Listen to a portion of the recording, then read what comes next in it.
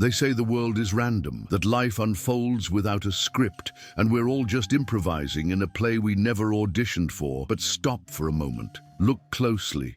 Have you ever noticed how seasons change with precision? How your heartbeat accelerates when you're afraid, even before you're fully aware of danger? This isn't chaos. This is code. Everything around us operates within patterns, natural rhythms that don't ask for permission to exist. Gravity pulls, cells divide. The tides move with the moon. These are not coincidences. They're signals, signs of an intelligence embedded in every grain of existence. And yet, most of us move through life as if we're disconnected from this design. We scroll, we consume, we rush. We're overwhelmed, not because the world is too much, but because we've lost the ability to see its structure. According to the World Health Organization, over 75% of people today experience chronic stress or anxiety. This isn't just a health crisis, it's a symptom of disconnection. The question isn't whether the universe is ordered, it is. The real question is, are you in sync with it? There are laws in place, invisible yet absolute. They govern how energy flows, how thoughts take shape, how reality responds to intention, but we've been taught to ignore them, to chase control, rather than cultivate alignment. You can feel it, can't you? The pull towards something more intelligent, more aligned than the noise. It's subtle, but it's constant. That quiet voice inside telling you there's more than just survival, more than just reaction. Here's the truth. Chaos is only chaos to the untrained eye. Once you learn to see the order, everything shifts. You begin to sense the rhythm in discomfort, the symmetry in challenge, the guidance behind what once seemed random. You are not lost, you're just out of rhythm, and rhythm can be remembered. A civilization isn't defined by its buildings, not by its monuments nor its economy. It's shaped by something quieter, integrity. If this is stirring something in you, hit subscribe. That one click helps bring more of this message to people who need it and keeps you connected to what truly matters. History has never been kind to empires that grew outward, but decayed inward. Look back. Rome didn't fall because of external enemies. It collapsed from moral erosion, from the slow breakdown of collective values. And today, we are no different. We live in the most connected era in human history, yet trust is dissolving. According to a 2024 survey by Edelman, 62% of people no longer believe that governments, media, or even businesses tell the truth. The foundation is cracking, not because of politics, but because of people. Integrity isn't a slogan, it's a personal architecture. It begins where no one is watching. It's how you treat others when there's nothing to gain. It's the promises you keep to yourself when excuses would be easier. Each person is a thread in the collective fabric. Fray enough threads, and the whole pattern falls apart. But here's the beauty. The reverse is also true. When one person realigns, they ripple outward. One act of honesty, one decision rooted in principle, strengthens the whole. You don't need a revolution, you need a return to truth, to coherence, to the voice inside that still remembers how to be whole. Some call it conscience, others call it soul. Either way, it's not silent. It whispers every time you choose between ease and honor, between comfort and clarity. You can't build a meaningful life on fractured ground. You must become your own foundation, because the world doesn't need more opinions, it needs more examples. And example begins with self-mastery. Integrity is not perfection, it's direction. It's walking toward what's right, even if you stumble on the way. Especially when you stumble, civilizations rise when individuals rise. And the moment you stop betraying yourself is the moment you stop betraying the world. Why are you here? Not just in this room or in this moment, but in this life. It's a question most avoid because the answers don't come wrapped in certainty. But what if the question itself is the compass? Purpose isn't something handed to you.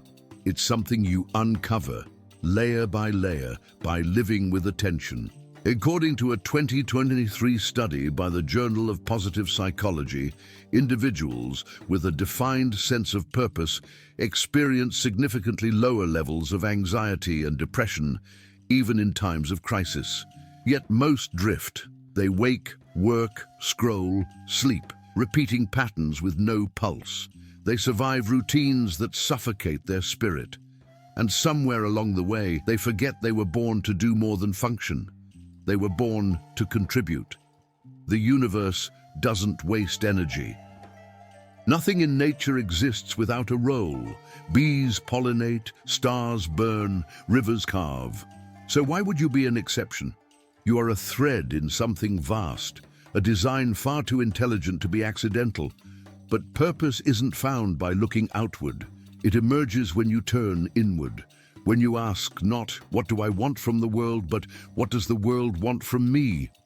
Purpose doesn't always shout. Sometimes it's the quiet pull toward what nourishes you. Sometimes it's the ache that won't go away until you listen. Sometimes it's the work you're terrified to do, but can't ignore. And here's the secret. Most never tell you. You don't have to get it perfect. You just have to begin. Purpose is motion. It's aligning your energy with contribution, creating instead of consuming, building instead of escaping. You'll know you've touched it when your days feel full, even in exhaustion, when your actions echo beyond yourself. You are not random. You are not a mistake. You are a message trying to remember itself. And when you do, when you finally step into the role only you can fill, everything changes. Not all at once, but enough to know you're no longer lost. You're on the path, and the path is alive. Most people don't lack time, they lack signal.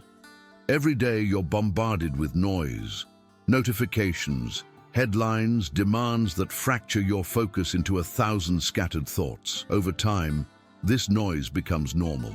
But normal isn't natural, and the longer you stay in static, the harder it is to hear the signal beneath it. There is a frequency beneath the surface of life, not in sound, but in sensation. It's the rhythm you feel when a decision feels right without needing logic.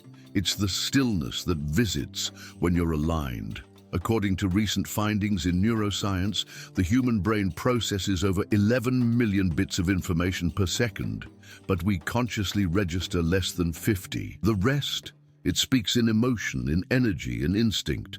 And yet we rarely listen. We were not designed to live disconnected from this internal guidance. We were wired to sense it, to move with it, to respond not just with intellect, but with awareness. You felt it before. That moment of clarity after silence, that surge of intuition when something inside says yes or no with a certainty no argument can touch. That's the frequency. It's real. And it's always available. But here's the catch. Signal requires space. You have to clear out the noise. That means boundaries. That means solitude. That means protecting your mind like it matters, because it does. Your attention is your most valuable currency. Not your time, not your money. What you give your attention to shapes your reality. Want more clarity? Cut what clouds you. Want more peace? Remove what provokes you. This isn't about perfection, it's about permission. Giving yourself the right to disconnect from what's meaningless so you can reconnect to what matters. Meaning is not something you chase. It's something that emerges when you align with the deeper rhythm of your life. And that rhythm isn't in the next app, the next post, or the next distraction. It's already within you, waiting, whispering, guiding. The question is, will you make space to hear it? Transformation doesn't happen by accident. It's not passive. It doesn't wait for permission. It begins the moment you stop outsourcing your power. You were never meant to just adapt. You were meant to shape, to participate in reality as a creator, not a spectator. But first, you have to reclaim the part of you that forgot it had influence. Look around. The world mirrors what we project. Fear spreads because it's repeated. So does hope. So does truth. The question isn't whether you affect reality, it's how. According to quantum theory, the observer is not separate from the observed.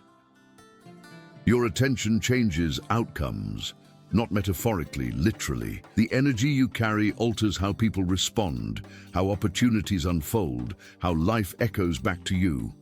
But most people live like bystanders. They react, they wait, they wish. Wishing isn't power, choosing is. Choosing to show up even when it's inconvenient, to speak truth when silence is easier, to build when destruction is trending.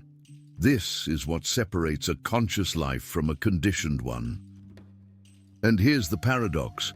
Changing your outer world begins by rebuilding the inner one, not with force, but with clarity, with discipline, with alignment. It's not about controlling everything. It's about commanding yourself, your thoughts, your habits, your energy. Because the real revolution starts where no one else can see it, in the choices you make when no one's watching, in the standard you hold for yourself, even when you could get away with less. You don't need to wait for the system to change. You are the system. And when you raise your frequency, the system shifts with you. Quietly, powerfully. You're not broken. You're just unfinished. And every day is a blueprint. Every choice a brick. Build what you wish existed. Speak what you wish you heard. Be what you were waiting for. The old world is built on noise, fear, and distraction. The new one begins in you. If this content made sense to you, don't stop here. Go ahead and hit the like button, subscribe to the channel, and turn on notifications so you don't miss any future content. Now, watch this next video where I'll show you another essential step to transform your reality. I'll see you there.